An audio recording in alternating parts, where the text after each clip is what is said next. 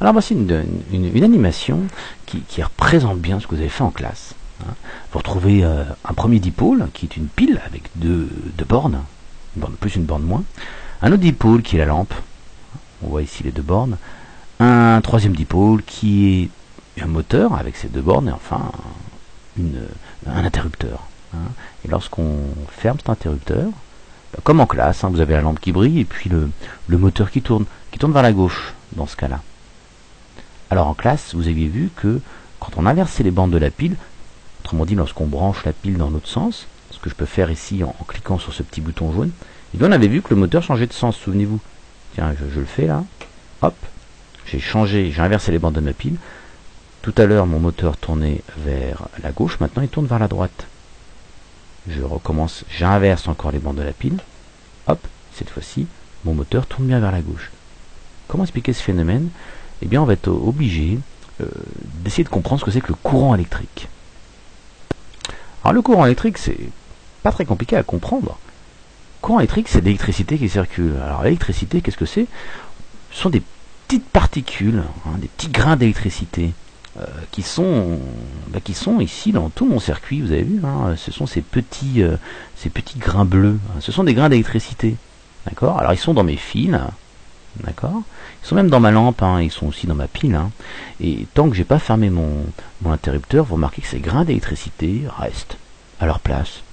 Si je ferme l'interrupteur, ici, mes grains d'électricité se mettent à circuler tous en même temps, au même moment, et dans le même sens. Très important. Ce sens, on va admettre que c'est de la borne plus vers la borne moins de la pile. Ok, on va donner ce sens-là au courant électrique. On remarque aussi que dès que j'ouvre mon circuit, dès que j'ouvre mon interrupteur, mes grains d'électricité s'arrêtent tous en même temps de circuler. Ça c'est très important à bien comprendre aussi. Donc mes grains d'électricité sont déjà présents dans mes fils. Ils n'attendent qu'une seule chose, c'est que je ferme mon interrupteur pour être mis en mouvement. Et donc le courant électrique, ce sont des grains d'électricité qui circulent de la borne plus vers la borne moins de la pile. On peut donc expliquer maintenant très facilement ce qui se passe au niveau de mon moteur. Qu'est-ce qui se passe? Ici la borne plus, ici la borne moins. Mon courant électrique circule de la borne plus vers la borne moins. D'accord? Au niveau du moteur, donc on va admettre que ça va de la droite vers la gauche. C'est-à-dire que j'ai le courant électrique qui circule de cette manière, qui va de la droite vers la gauche. Mon moteur tourne vers la gauche. J'inverse les bornes de ma pile. Le courant électrique circule toujours de la borne plus vers la borne moins, mais regardez bien maintenant, il va aller de la gauche vers la droite au niveau de mon moteur. Il a changé de sens de circulation. Et donc mon moteur tourne vers la droite.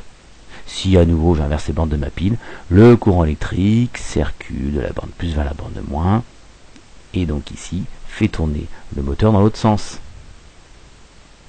Voici une autre manière de se représenter le courant électrique. Le moteur est ici. Le courant électrique circule bien de la borne plus vers la borne moins. Si j'inverse les bornes de ma pile, il circule toujours de la borne plus vers la borne moins. D'accord? Mais il aura changé de sens de circulation dans mon circuit électrique. Et vous pouvez à loisir, en changeant les bornes de la pile, changer le sens de circulation du courant électrique dans le circuit. Alors pour terminer, on va pouvoir revenir sur la diode. La diode qui est donc ce dipôle avec ces deux bornes que vous aviez utilisé pour empêcher le moteur de tourner dans le mauvais sens. Et cette diode, en fait, elle va laisser circuler le courant électrique que dans un sens précis dans le circuit. Fermons l'interrupteur. Le courant électrique circule de la borne plus vers la borne moins. D'accord? Seulement si la diode le permet. Donc seulement si la diode est correctement branchée. Dans cette expérience, si vous inversez les bornes de la pile, la diode ne permet pas au courant électrique de circuler de la borne plus vers la borne moins. Elle va s'opposer à cette circulation. D'accord? Donc la diode, c'est vraiment un dipôle qui va laisser circuler le courant électrique que dans un sens précis. Alors, c'est un peu plus technique ça, mais voilà comment on se représentait une diode. Donc on avait vu ça en classe. Donc la diode est ici, l'interrupteur est ici, la lampe est ici, la pile est ici. Vous avez vu qu'on représente le courant électrique par une petite flèche. D'accord, hein.